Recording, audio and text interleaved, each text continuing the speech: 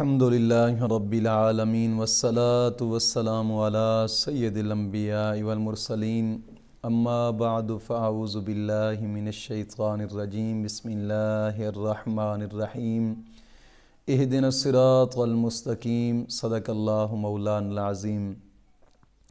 روحانی پاورفل وظائف میں سے آج ایک اہم کلمات دوستوں کی نظر کرنے ہیں جو کہ خفیہ کلمات ہیں، لیکن ان کی جو آپ کرشمات دیکھیں گے خود حیران رہ جائیں گے۔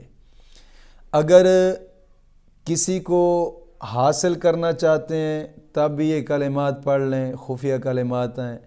یا پھر جناب علی کوئی کسی سے کوئی چیز مانگتے ہیں وہ نہیں دیتا، یا رشتہ مانگتے ہیں رشتہ نہیں دیتے، یا کوئی اور معاملات ہیں، جائز حاجات کوئی بھی ہو، تو اس کے لیے آپ ان خفیہ کلمات کو بے شک پڑھ سکتے ہیں۔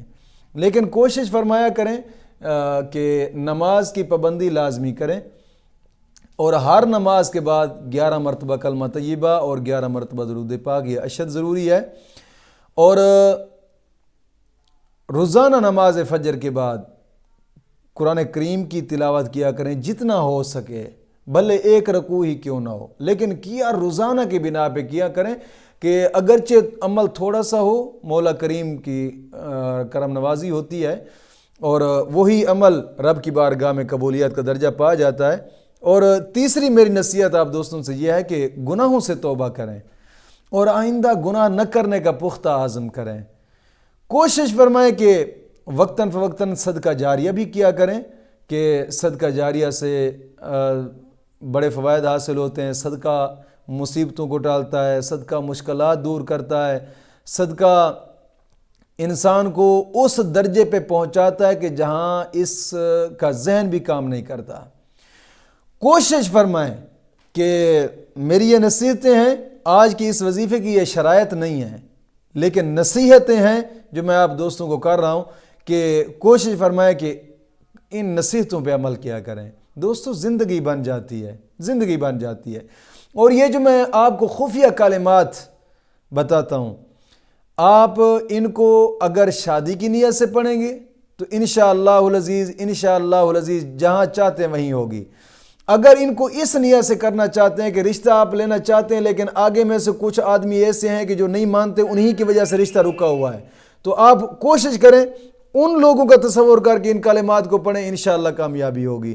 اگر کسی دشمن کا خوف ہے، یا دشمن ستاتا ہے، یا جادو ہے، ٹونا ہے، سفلی جادو ہے، بنگالی جادو ہے، کوئی بھی اس طرح کے معاملات ہیں، تو جو بھی مقصد ہے ہر اس مقصد کے لیے اس کو پڑھیں، انشاءاللہ العزیز ہر حال میں اس مقصد میں کامیابی ہوگی انشاءاللہ العزیز۔ تو کوشش کریں جو میں نے نصیحت کی ہے اس نصیحت پر عمل لازمی کریں انشاءاللہ العزیز۔ امید ہے کہ مولا کریم ایسا فضل فرمائے گا کہ منٹوں میں کام ہوگا، منٹوں میں مقصد حاصل ہوگا انشاءاللہ العزیز۔ وہ خفیہ کلمات کیا ہیں کہ حدیث پاک میں آتا ہے، آقا کریم صلی اللہ تعالی علیہ وسلم کا فرمان مبارک ہے، حضور نے فرمایا کہ کوئی بھی تم پر مشکل پڑ جائے، کوئی بھی جائز نیک حاجات ہو، تم ان خفیہ کلمات کا ورد کرنا شروع کر دو، انشاءاللہ مولا کرم فرما دے گا۔ اور وہ خفیہ کلمات میں تفسیر نعیمی سے آپ لوگوں کو بتا رہا ہوں کہ میں پڑھ رہا ہوں، ذرا غور سے سنیے گا۔ وہ الفاظ یہ ہیں، اعیذ کما بکلمات اللہ التامۃ من شر کل شیطان وہامۃ ومن کل عین لامۃ۔ پھر غور سے سن لیجئے گا، اعیذ کما بکلمات اللہ التامۃ من شر کل شیطان وہامۃ ومن کل عین لامۃ۔